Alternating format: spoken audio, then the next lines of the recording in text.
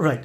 If we just look at the computer screen, okay, so if you want to solve this particular mathematics by using three different methods, you need to actually make a table like this, which will have basic events, and under the basic events, you will have the unit purchased, and in the unit purchased, you will have the dates, units, cost per units, and also the total cost.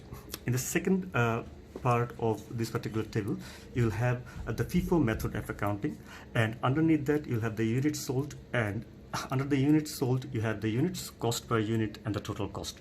And another column you can see that is called the ending inventory. In the ending inventory, it will actually show you the units you have on your hand and the valuation of the inventory on your hand. So that means how much the value of this particular amount of inventory carries. Right. So I believe that everyone has got this the question slide on. So if you look at the question slide, it says that the first event actually happened on 5th of 11th. I just put 2019 there. So 5th of 11th, this particular organization purchased 800 units with the cost of $10 per unit. So that means the total cost actually comes 8,000. So I just put a formula there so that it will be easier for my calculation, but you can use very simple calculator to identify the calculation right. So if you look at the ending inventory, you can see that we have the 800 units and the total cost of that 800 units is $8,000. Right. Next up, if you go to the question again, you say that the next event actually happened on 7th of 11, 2019, and on the 7th of 11, this organization purchased 300 units. The costing of this particular amount of 300 units is $11 per unit. The total is 3,300. So if you look at the ending inventory, the total units is 1,100 and the total cost of the inventory is 11,300. Right. So if you go to the next event happened, which is on 8th of the 11th, again this organization purchased 320 units in 8th of 11, 2019, and this time the costing price is $12.25. So altogether it comes 1,420 units of the inventory you have, and the value of this amount of inventory is 15,220. All right. So what actually happened next? So if you look at the question, you see that right after the 8th of the 11th, on the 10th of 11th, the organization actually sell 750 units. So this is the first time the selling actually happened into this particular example. So I put the date there, 10th of 11. All right.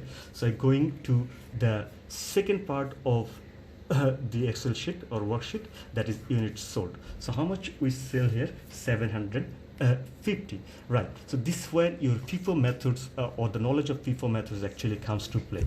So what I said, FIFO method means the first in, that means first out. So the amount of inventory you actually purchase first, you have to actually sell this amount of inventory first. So if you look at the Excel sheet, or if you look at the question, it says the 10th of the 11th, the organization sold 750 units. So if I look at the purchase units number and the date and the unit cost, you can definitely say that on the 5th of the 11th, which is actually first purchase, this organization purchased 800 units, and the cost of that 800 units is $10 per unit. So definitely by using FIFO method, I can sell the 750 units by this $10 amount of cost, so which is $7,500, and you can definitely see that the overall inventory was 1,420, and right after selling the 750 it becomes 670, and the value of the inventory drops down from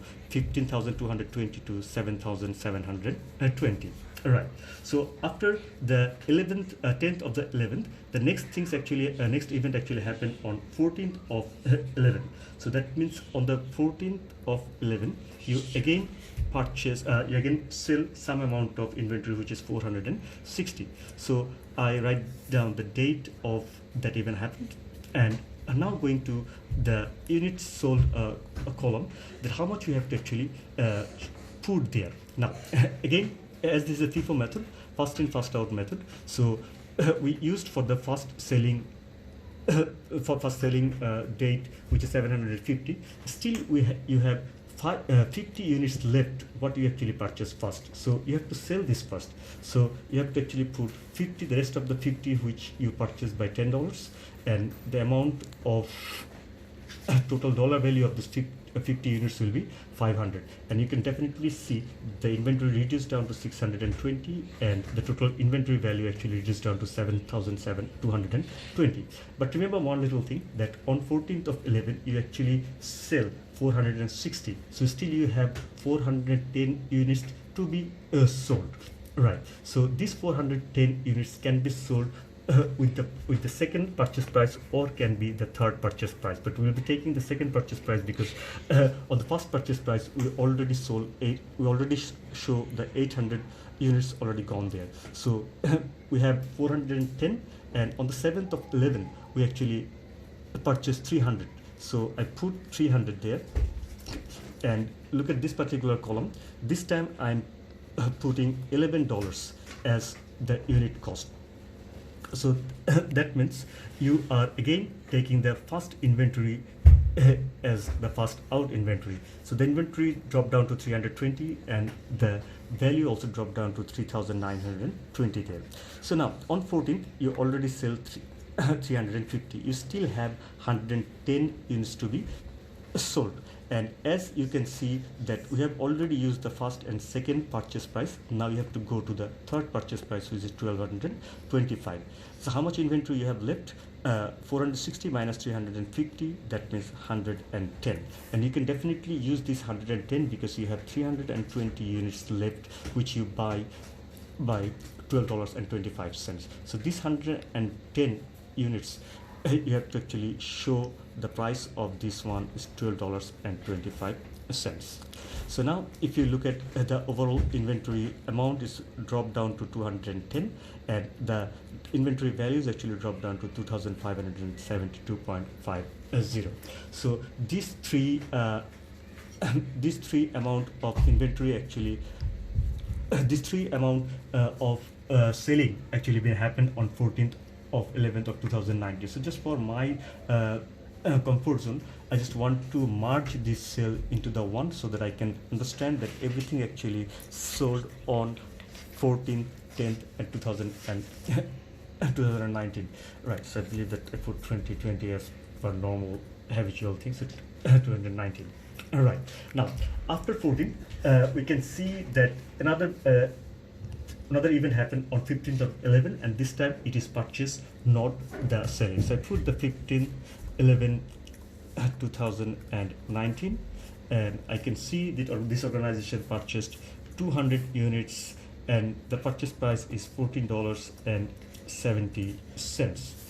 So now you can see the ending inventory actually rised up to 410, and the overall inventory values goes up to $5,512.50. All right, so after 15 we can see that only another event actually happened on 18th of 11. So I put down the 18th of 11 2019, and I can see that the selling actually happened on that particular day, and we can see from the question that 220 units has been sold on that particular day.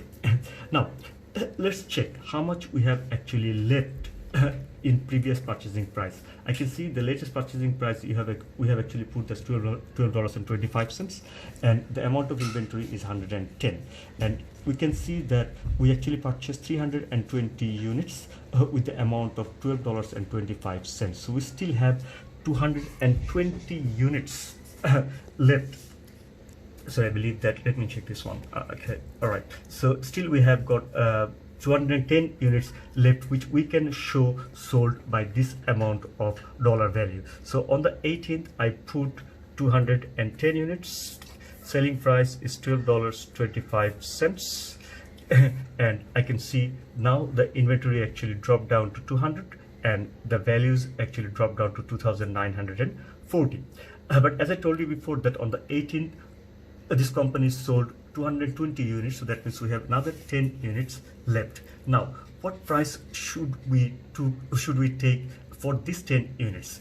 Obviously the $14.70, because we purchased 320 units by $12.25, and we already showed this 320 units with this amount of price, so we only left this amount of price, which is $14.70. So I put down $14.70, and the final inventory come 190 units, and the inventory valuation by using FIFO method or first in first out method is 2793. So given this period of time, by using the FIFO method of accounting in terms of valuation of your inventory, the inventory amount is 190 units, and the value of the inventory comes 2793 units. Right, now I'm going to show you the second method of inventory valuation, which is LIFO method, the last in first out method. This method is a little bit critical because here we will be taking the last purchase price as our first out or first selling price. So again, if you go back to the question, it says that on the 5th of 11th you purchased 800 units, and the cost of this one, like previous, $10, and this is the ending inventory. So as there is no difference between the FIFO and LIFO method in terms of entering the date, so I just put the values there as it was. So on the 7th of 11, the organization purchased 300 units with the price of $11 per unit, and then the inventory comes 1100. At the ending inventory 1100, and the total value of the inventory is 11,300. On the 8th, the organization again purchased 320 units with the price of $12.25. So the ending inventory comes 1420, and the total value of the inventory is 15,220. I believe that up to this point, which is exactly same as the FIFO method. So now the difference actually came when the organization actually sold some units. So on the 10th of 11 in 2019, the organization sold 750 units. So if you can remember, in the previous method, if I go to the FIFO method, we can took 750 units in a single column or in a single time, because at the first date of purchase we purchased 800 units. But in the LIFO method, as we are using the latest purchase value as our first selling value, so we can see on the 8th, which is the latest purchase date, we purchased 320 units. So in here on the 10th of 11th, we will show 320 units with the price of $12.25. So that means now if you look at the difference, the amount of inventory will drop down to 1100, and the value of the inventory will drop down to 11,300. But still we have some amount of left to be shown into the worksheet, because on the 10th of 11 the organization sold 750. So if I deduct 320 from 750, we'll still have like 430 odds units to be shown as sold inventory. Then I actually go back to the previous pricing, previous purchase price, which is $11, and on the 7th of 11th we purchased 300 with the price of $11 per unit. So I can take this one into here, 300 units with the $11, and the inventory actually dropped down to 800. The values actually dropped down to 8,000. Right, 320 and 300, so that means 620. Still we have 130 units to be shown as sold inventory. So now I take 130 units, which is the leftover from the 750 units, and these 130 units you have to show $10 per unit, because we have already taken $11 and $12.25 costing for the previous inventory. So 130 by $10, and the inventory dropped down to 670, and the inventory value is 6,700. So as these three events actually happened on 10th of 11th, so I just changed the date up there. So I just put 10th of 11th 2019, and also this one is 10th of 11th 2019. And for my better understanding, I just try to merge these three into together. Okay, so just take the second, sorry. So for my better understanding, I just delete this one and delete this, and just try to merge these three together so that I can see that all three things actually happened on 10th of 11 2019. Right, so right after 10th of 11 I can see that on the 14th of 11 there another event happened, and again this time is actually the selling again. So I just changed the date here, 14th of 11 2019, and if you look at the question, it says that the organization sell 460 units on that day. So I put the 460 units there. Which price we have to take this onto this particular perspective? So as we already used $11 and $12.25, so we can use the $10 amount of inventories, and I can see that by taking the $10 in the previous calculation, we have already taken 130 units, so we have around 670, so that we can use this 460 by using $10. So I take this 460 by $10 per unit, and the inventory actually reduces down to 210, and this is the amount of the inventory at the end of selling price at the end of this particular day. So now if you look at the question, the next thing happened actually on 15th of 11 2019, and this time it's a purchase. So how much the organization purchased? The organization purchased 200 units with the price of $14.70. So then the total inventory actually goes up to 410, and the price is this one. Now what happened actually after that? On the 18th of 11 we can see the organization sell 220 units there. So now we go to this particular column of the units sold, and as I told you before, this is the LIFO method, last in first out. So that means the last purchase price actually in, you have to take this one as your first one. So if you look at the basic events of unit purchased, the last in inventory was purchased by $14.70. So what will happen on the 18th, or the amount of product we actually the organization sold on the 18th, it has to be come from this one. So that means on 18th we sell 220 units. So we cannot actually put all 220 units because the latest purchased unit number is 200. So we can take 200 there with the price of $14.70. So this is the amount dropped down to 210, and this is the inventory valuation. So still we have got another 20 units to be shown as sold. So we put 20, and what price we try to put there, because we have already taken the latest price, we have already taken the previous latest price, but we can definitely see there's some inventory actually left at the very first purchase date, which is the $10. So these 20 units will be shown as sold by $10, and this is the amount actually we get after ending of this particular amount of time, which is 190, and the amount the valuation of the inventory, or the total cost of the inventory, is actually 1,900. So right after the LIFO method of accounting, we found that our ending inventory is 190 units, and the total value of the inventory is 1,900.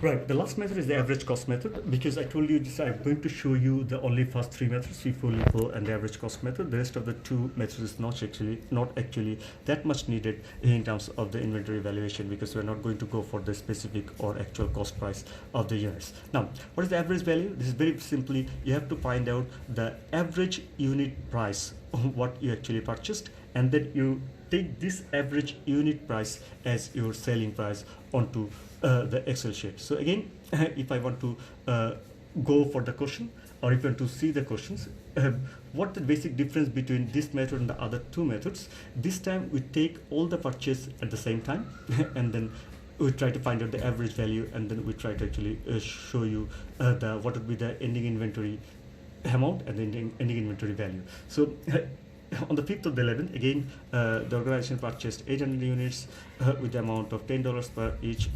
Right. Then on the 7th, the organization purchased 300 units with the price of $11. All right. on the 8th of the 11th, the organization purchased 320, okay, with the $12.25.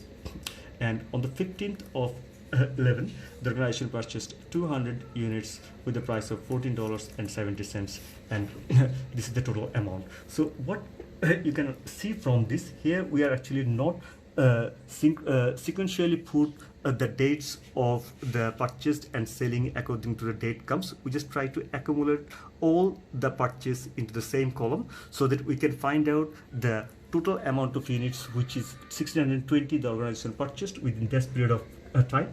The total cost is 18,160 in terms of the purchasing price, and the average value what we actually find per unit is $11.21. So this $11.21 will be our selling price to be shown onto the Excel sheet by using the average method of accounting. So now in the second part of this particular calculation, we just try to accumulate all the units sold by the organization according to the date goes. So on the 10th of 11th, the organization sold 750 units. This time we'll take the price, the average price, which is $11.21. On the 14th of 11th, the organization sold 460 units. Again, the price will be $11.21, which is our selling price. On the 18th of 11th, the organization sold 220 units. Again, the price will be $11.21, and this is our selling price on the 18th of 11th. So if you look at this particular column, this is the amount of inventory this organization actually sold. From where you actually get it, if you just add these three together, you can see this is the sum of the overall inventory you actually sold within that period of time.